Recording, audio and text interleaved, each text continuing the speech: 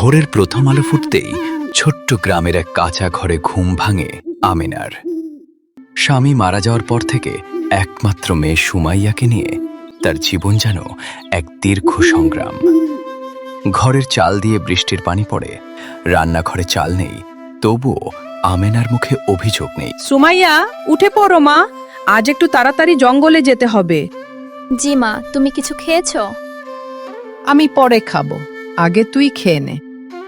না মা, তুমি না খেলে আমিও খাবো না। আমাদের ঘরে খাবার কম হতে পারে মা, কিন্তু ভালোবাসা যেন কখনো কম না হয়। মা, একদিন আমি অনেক টাকা উপার্জন করব, তোমাকে আর কষ্ট করতে দেব না। টাকা বড় নয় মা, মানুষের সততাই সবচেয়ে বড় সম্পদ। ঠিক আছে মা, আমি যাই, দেরি হয়ে যাচ্ছে।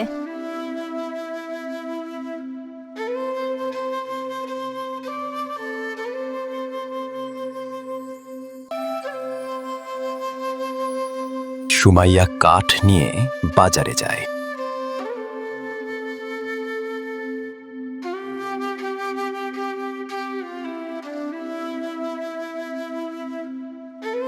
কিন্তু গ্রামের ধনী ব্যবসায়ী জাহিদ গরিবদের সব সময় তুচ্ছ তাচ্ছিল্য করে।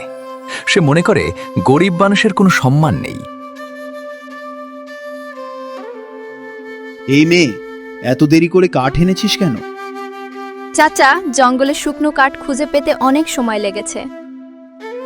এই কাঠের দাম বেশি পাবি না, অনেক লেট করে এনেছিস যা, অর্ধেক দাম নে। চাচা, এত কম দাম দিলে আমাদের সংসার চলবে না। গরিবের আবার এত কথা। সুমাইয়া চুপচাপ কাঠ নিয়ে অন্য দোকানে চলে যায়। সন্ধ্যাবেলায় সুমাইয়া মনে অনেক কষ্ট নিয়ে বাড়ি ফিরে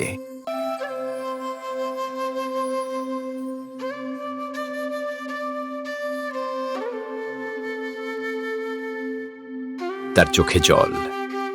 কিন্তু তার মা আমেনা জানে, মানুষের অপমানের চেয়ে বড় শিক্ষা হল ধৈর্য। কি হয়েছে মা? জাহিদ চাচা আমাকে অপমান করেছে, শুধু আমরা গরিব বলে। মানুষের কথায় মন ভেঙে ফেলিস না। কিন্তু মা, গরিব হওয়া কি অপরাধ? না মা, গরিব হওয়া অপরাধ নয়, অসৎ হওয়াই আসল অপরাধ। আমি তোমার কথা সব সময় মনে রাখবো। মনে রাখিস, উপরওয়ালা মানুষের ধন সম্পদ নয়, তার মন আর কাজ দেখেন।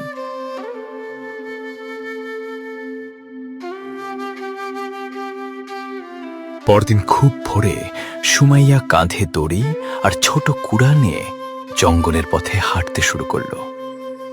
চারদিকে পাখির ডাক, গাছের পাতায় শিশির আর হালকা কুয়াশায় জঙ্গলটা যেন আরো রহস্যময় লাগছিল।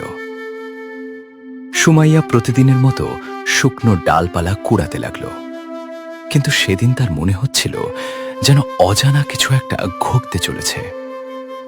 হঠাৎ একটি বিশাল পুরনো বটগাছের নিচে তার চোখে পড়ল মাটির ভেতর থেকে বেরিয়ে থাকা একটি মরিচা ধরা লোহার বাক্স। এটা কি? এখানে তো আগে কখনো দেখিনি। আহা, অনেক ভারী তো। অনেক কষ্টে বাক্সটি টেনে বের করে। ভেতরে কি আছে? খুলবো নাকি বাড়িতে নিয়ে যাব? অনেক দ্বিধার পর সুমাইয়া ধীরে ধীরে বাক্সের তালা খুলল। তালা খুলতেই তার চোখ বিস্ময়ে বড় হয়ে গেল। ভেতরে ছকছকে সোনার গয়না, রূপার অলংকার, পুরনো সোনার মুদ্রা আর কাপড়ে মোড়ানো অনেক টাকা।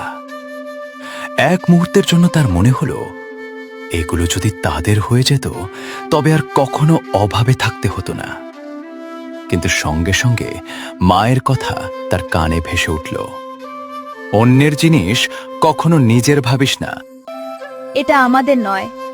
মা বলেছে হারানো জিনিস মালিককে ফিরিয়ে দিতে হয়। সে বাক্সটি আবার ভালোভাবে বন্ধ করে। আমি এটা বাড়িতে নিয়ে গিয়ে মাকে দেখাবো।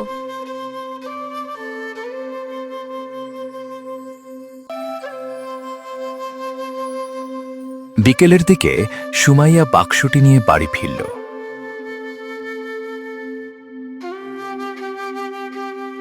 আমেনা অবাক হয়ে তাকিয়ে রইলেন।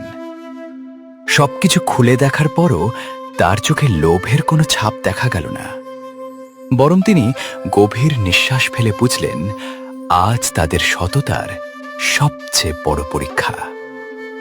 মা, দেখো আমি কি পেয়েছি। এই বাক্স কোথায় পেলি? জঙ্গলের বটগাছের নিচে। মা, এগুলো দিয়ে তো আমাদের সব কষ্ট শেষ হয়ে যাবে। না মা, অন্যের সম্পদ দিয়ে সুখের ঘর কখনো তৈরি হয় না। তাহলে কি করব? আগে গ্রামের মানুষকে জানাবো, যার জিনিস তাকে ফিরিয়ে দেব। যদি কেউ মিথ্যা দাবি করে? সত্য কখনো লুকিয়ে থাকে না। উপরওয়ালা অবশ্যই সত্যকে প্রকাশ করবেন। তুমি ঠিকই বলেছ মা, আমরা সৎ পথেই থাকব।